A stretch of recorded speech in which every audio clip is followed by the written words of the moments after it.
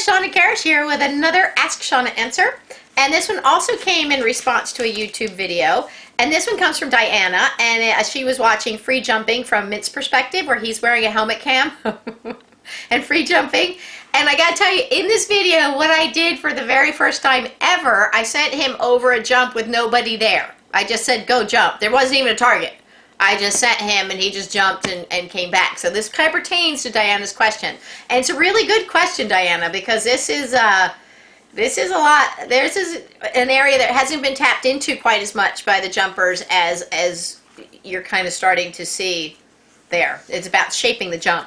Okay, she says, love seeing clicker training in action. Thought, and I know this is a very old video, since a clicker ends the behavior and predicts reward, is clicking him during the jump causing the hang time over the jump? He is predicting reward and doesn't follow through after he makes a jump because he wants to get back as soon as possible? Not stupid. Is he hanging so it is easier to turn back to you and inadvertently being rewarded for hang time? And where did this phase of this training, where did it go from there? Okay, so we shape every behavior, including how they jump. And this is something, Minty hangs his legs, and that's not hang time, but he has a tendency to hang his legs. He doesn't pull up, he doesn't tuck them up like this. So this creates more up and more hang time because he is trying to, he cracks that back and gets right over it. He's actually hard to stay with when you're on him. So I think that's what's causing that, and I think it's a physical thing with him. He kind of has a little hitch in his get along, and anyway, so I think there's a physical reason behind that for him. He deals with it, he manages it, but he didn't come along as being a horse who would really have it to be a big jumper, because I think of his conformation or physical maybe injury as a little guy that we never knew about. Anyway, so I think that's partly what is causing it. And in this video, he's doing it for the very first time ever, the going over the jump to nobody. So he hasn't even figured out yet about that. We haven't really even shaped it yet. But we can shape, as long as they're physically capable of doing this, we can shape the way that they jump by the timing of the click. So, and this is, with a lot of times jumpers look at horses and they say, oh, it's just luck that he has it. Now, there's physical confirmation whether they can physically do it or not, if they have what it takes to get there. But we can also shape and help them to use themselves better, to get over it better by using the clicker.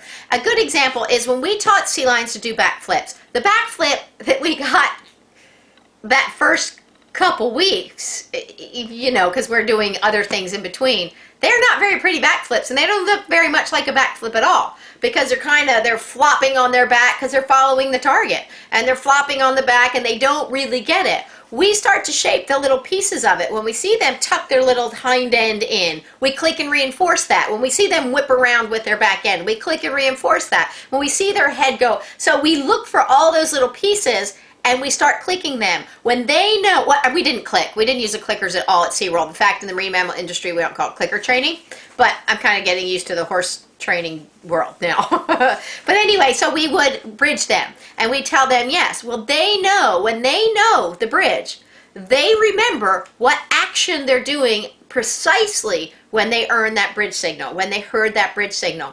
And so by being aware of it, and getting better and better and better with the timing, we can shape how they jump. And so the time, and we humans have a harder time trusting it than they do. And I think this is a good example with Minty, who you saw in the video there, or you saw his perspective, but you saw my perspective in the other one. But Minty, I taught him to do a hop. So I taught him to lift a leg and then go forward to a target. So I told target out in front of his nose. And you could see him kind of going, well, how do I get that with my leg up? And so I just supported the leg with 2 fingers. So he could put it down if he wanted to, but it kind of supported him, let him know, no, this is the right thing. And then you could see him go, and he ended up pulling his hind end under him so he could get the weight off, and then he'd go forward. Well, my clicks were coming for going forward to touching the target, because I wanted him to think locomotion, locomotion, go, go, go. Well, after a bit, it was kind of done, and it was really an ugly behavior, because it was just kind of falling flat and forward. So I thought, well, look what I trained, and so I thought I need to change this. I don't really like what this looks like. So what I started doing is just changing my timing. In one session, within 2 or 3 minutes, I decided, okay, this is what I'm going to do this session. Instead of clicking as he's going forward towards the target, and the target was now out of the picture by now, but he still had that, because I had clicked forward, he still had that flat thing. So I thought, what I'm going to do, I'm going to click the second the instant he pushes off the ground. So now what action are we getting? We're getting up, because up has to come first before we'd go forward. So as I just changed my timing by, a fraction of a second, maybe,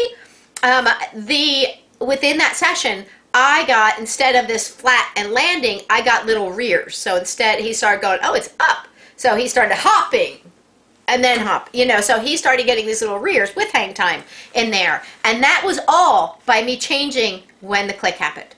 And so that's how precise they get with remembering what part that is working for them. Now, granted, it has to be a horse who understands the bridge signal strongly before we get to that point, or else it's going to be muddled, so we have to be clear along our steps along the way. But that's how much we can change it. Now, I haven't had, the time to spend that much time to shape this with a horse.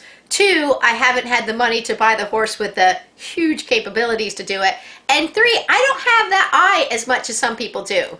Some people are like, oh, look at the hind end. I'm like, I was watching the front end.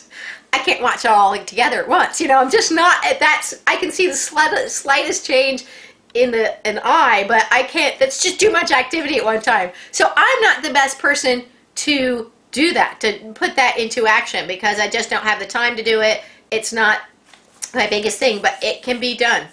And it is, we did it all the time with the marine mammals. And horses are as smart as marine mammals. Horses and sea lions are a lot alike.